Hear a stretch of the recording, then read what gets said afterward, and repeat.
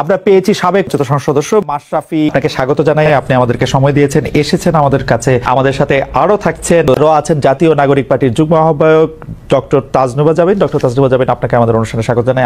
আমি প্রথমে আন্দোলন খুব পরিকল্পিতভাবে চালিয়ে নেওয়া হয়েছে, কিছুই হঠাৎ হয়নি। এই আন্দোলন কি শুরু থেকেই কোটার আড়ালে সরকার পতনের আন্দোলন ছিল? একটু মন্তব্য শুনতে চাই, আপনি আমাদের একটু বলবেন জুলাই অভ্যুত্থানের ফল। যদি এক কথাই উত্তর দিই তাহলে বলতে হবে যে আমি আসলে ব্যর্থ হয়েছি, এখানে অ্যাবসলিউটলি ব্যর্থ হয়েছি। প্রথম যে জিনিসটা, আর দ্বিতীয় কথা হচ্ছে যে আমি কথা যদি বলতে হতো, ধরেন আমি যদি কথা বলতাম, অবশ্যই যৌক্তিক কোটা সংস্কার নিয়ে যে আলোচনা হচ্ছিল শুরুতে, সবাই যখন চেয়েছিল যে আমি কথা বলি, তখন যৌক্তিকভাবে কোটা সংস্কার হবে সেটা, বা কোটা সংস্কার হতে যাচ্ছে এটা পরিষ্কারভাবে বোঝা যাচ্ছিল, বা আমার কাছে মনে হচ্ছিল যে কোটা সংস্কার হয়তো বা হবে। কিন্তু তারপরে যে ঘটনাগুলো ঘটতে থাকলো, তখন আসলে এমন একটা পরিস্থিতি হলো যে যখন সবাই চাচ্ছে যে আমি একটি স্ট্যাটাস দিই বা আমি পাশে থাকি, তো তখন আসলে পরিবেশটা এমন জায়গায় গিয়েছে যে আমার কাছে মনে হচ্ছিল যে আমি যদি এখন একটা স্ট্যাটাস দিই বা আমি যদি যে কোনো কিছু লিখি, তো সেইটাকে কেন্দ্র করে যদি আরো ম্যাসিভ আরো বড় কিছু হয়ে যায়, তা আসলে সেই জিনিসটা সামাল দেওয়ার অ্যাবিলিটি আমার আছে কিনা। তো সবকিছু মিলিয়ে আসলে ঘটনাগুলো এত দ্রুত ঘটেছে, তো আমার পক্ষে সম্ভব হয়নি, তবে আমি চেষ্টা করিনি সেটা না। এবং আরেকটি বিষয় যে আমি যদি কথা আমি যদি স্ট্যাটাসের ভিতরে সীমাবদ্ধ থাকতে চাইনি, এটা সত্যি কথা। আমি চেয়েছিলাম স্টুডেন্টদের সাথে কথা বলতে, বা আমি চেয়েছিলাম যে তাদের সাথে আলোচনার মাধ্যমে কিছু করা যায় কিনা। হ্যাঁ, কারণ আমি যদি একটা স্ট্যাটাস দিতাম, তাতে করে যা কিছু ঘটেছে, যা কিছু হয়েছে,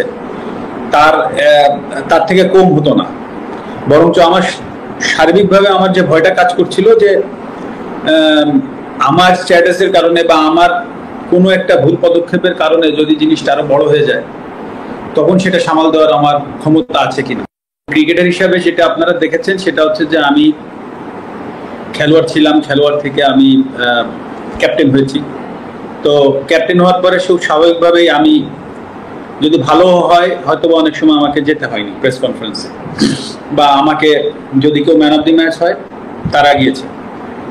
তো ম্যাচ যখন হেরেছি তখন আমি গিয়েছি, তো বা আমরা কোথায় কি ভুল করেছি বা যে দায়বদ্ধতা, সেগুলো আমাকে কাঁধে নিতে হয়েছে।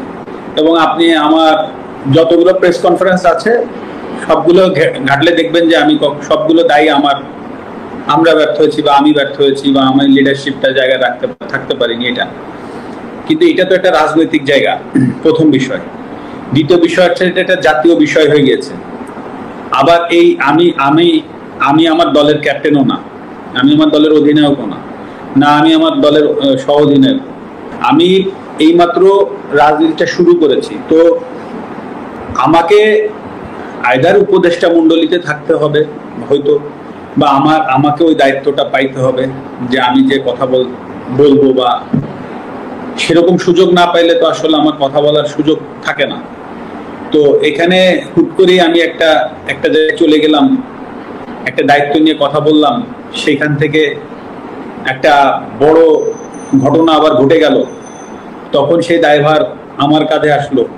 তো এই সব বিষয়বস্তু কিন্তু আছে যে আমি এখন সবকিছু মিলিয়ে যে আমি চেষ্টা করিনি সেই কথা না, আমি চেষ্টা করেছি, আমার সাধ্যমতো চেষ্টা করেছি, হয়তো আমার সুযোগটা আসেনি।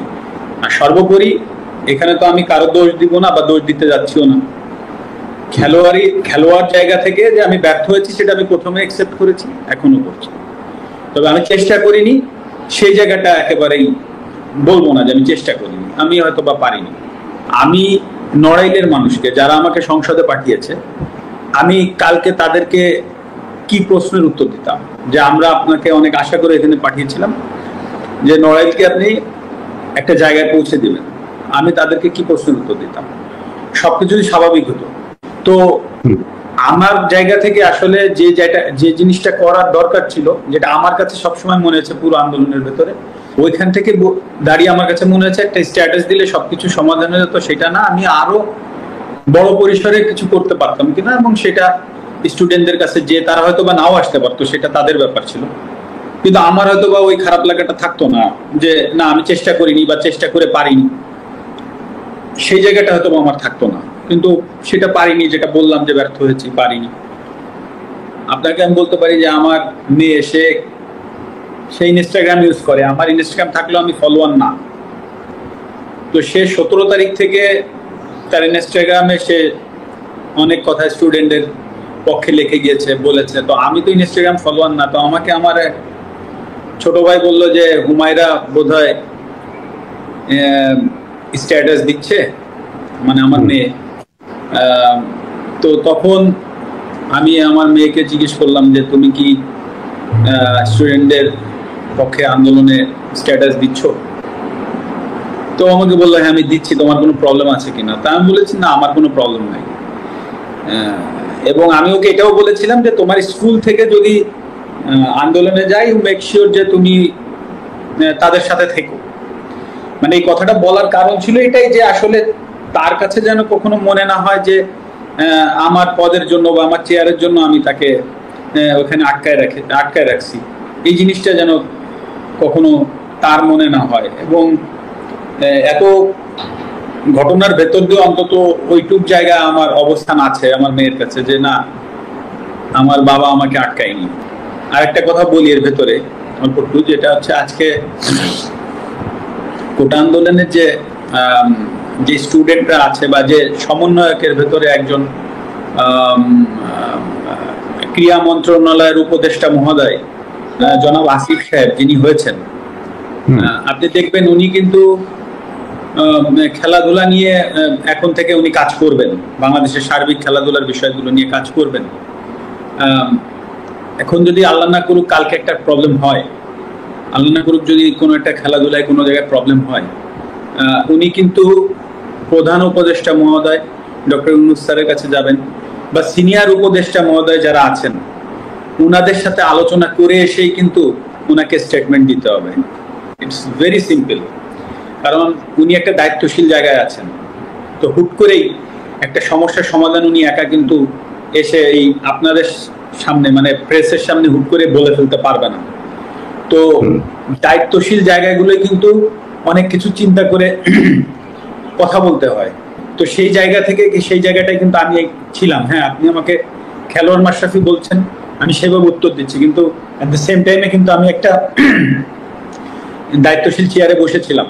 তো হুট করেই আমি কিন্তু ফ্রন্টে এসে একটা কথা বলে দিলাম, আর তাই নিয়ে একটা বিশাল আরো বড় কিছু হয়ে গেল। সেটার ট্যাকেল দেওয়ার ক্ষমতা আদৌ আমার আছে কিনা, বা বর্তমানে যারা কাজ করবেন তাদেরও কিন্তু এই জিনিসগুলো ভেবেচিন্তে কাজ করতে হবে। তো এটা কিন্তু ভেরি সিম্পল ব্যাপার। তো আমি যেটা বলতে চাচ্ছি যে হ্যাঁ আমি ব্যর্থ হয়েছি, কিন্তু আসলে আমারও তো সীমাবদ্ধতা আছে বা ছিল, এটাও কিন্তু সত্য কথা।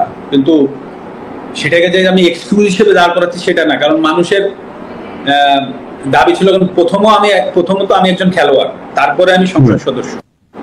আমি খেলোয়াড় থেকে আমার পরিচয় মাশরাফি না হলে আমি অবশ্যই ওই সংসদ সদস্যে আমার যে ডাক নাম ছিল, আমার নড়াইলের মানুষ চিন্ত কৌশিক নামে, সেই নামে আমি নিশ্চয়ই সংসদ সদস্য হইতে পারতাম না। তো খেলোয়াড় মাশরাফির জায়গায় যে আমি ব্যর্থ হয়েছি সেটা কিন্তু আমি একবারও বলছি না। বাট আপনি এট দ্য সেম টাইমে ভাবেন যে আমি একটা সংসদ সদস্য ছিলাম একজন, সেই পজিশন থেকে হুট করে আমি একটা মন্তব্য করার থেকে বরঞ্চ আমি ওইখানে যে সমাধানের চেষ্টা করাটা আমার জন্য আরো ইজি হইতো, বা আমি সেটাই চেষ্টা করেছি, সেটা হয়তো আমি পারিনি। সেটাই আমার ব্যর্থতা। এক কথায় উত্তর দিলে অবশ্যই তাই। কারণ আমি তো প্রথমেই বললাম যে আমি তো আসলে প্রথমে আমি খেলোয়াড় মাশরাফি, তারপরে ওই মাশরাফি থেকে পলিটিক্যাল মাশরাফি। তো যদি এক কথায় উত্তর চান তো অবশ্যই আমি ওই সময় স্টেপ আপ করতে পারিনি। তারপরে যে কথাটা বলেছি যে আমি একটা স্ট্যাটাসের সীমাবদ্ধ থাকলে হয়তো আমি গা বাঁচাইতে পারতাম, আমি হয়তো বলতে পারতাম যে আমি একটা স্ট্যাটাস দিয়েছি, কিন্তু আমার জায়গা থেকে আমি চেয়েছিলাম আরো বড় পরিসরে করতে। সেই জায়গায় যেহেতু পারিনি, তো অবশ্যই সময় আমার কাছে একবারও মনে হয়নি সেটা। দেখেন, এটা ক্লিয়ারলি আমি জানি যে আমি যখন মাশরাফি হিসাবে, ক্রিকেটার হিসাবে আছি, আমি সবার কাছে গ্রহণযোগ্য ব্যক্তি হিসাবে আছি। কিন্তু আমি যখন রাজনীতিতে যাব তখন অবশ্যই কিন্তু আমি ওই চ্যালেঞ্জটা নিতে চেয়েছি যে না, পলিটিক্সটা আসলে করে মানুষের জন্য কিছু, পলিটিক্সটা তো এই জন্যই মানুষ করে বা করতো বা করে, আমি যেটা জানি যে মানুষের উপকারের জন্য, বড় পরিসরে মানুষের জন্য কিছু করা যায়। তো সেই চ্যালেঞ্জটা নিয়েই তো আমি পলিটিক্সটা করতে এসেছি। তো ওই সময়টা আমার কাছে মনে হয়নি, আর এটা তো নোমান ভাই একটা চ্যালেঞ্জ ছিল, এটা তো আমি জানি, এটা কোনো রকেট সায়েন্স তো নাই। হ্যাঁ, সব থেকে বড় স্ট্রেট ফরওয়ার্ড সিদ্ধান্ত হইতো যে আমি করব না। তাহলে যে এত মানুষ বলে যে আজকের জায়গায় দাঁড়াই আপনি বলেন যে আজকে এত এত তরুণ প্রজন্মরা বলছে যে আমাদের হাত দিয়ে দেশ গড়বে, তো তাদেরকে তো পলিটিক্সের ভেতরে আসতে হবে, তাদেরকে তো রাজনীতির ভেতরে আসতে হবে।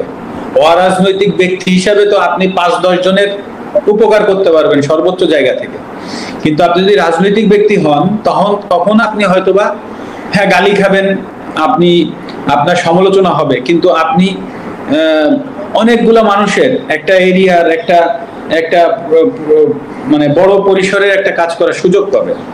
তো আজকে যারা তরুণ প্রজন্মরা আছে, যারা এই স্বপ্নটা দেখছে বা তারা কাজ করতে চাচ্ছে, তো তাদেরকেও তো রাজনীতির ভিতর আসতে হবে। তাহলে কি আমরা আবারও তাদেরকেও ওই একই পরিস্থিতির ভিতর ফেলে দিব, বা তাদেরকেও কি একই পরিবেশ তৈরি করব যে ওই মতবাদের, ও অমুক মতবাদের, ও তমুক মতবাদের? তাহলে তো রাজনীতিতে আপনি কখনোই ভালো মানুষ খুঁজতেছেন, বা ভালো মানুষরা এসে, বা ভালো মানুষ না যারা মানুষ চায়, তাদেরকে আপনি কবে খুঁজে পাবেন?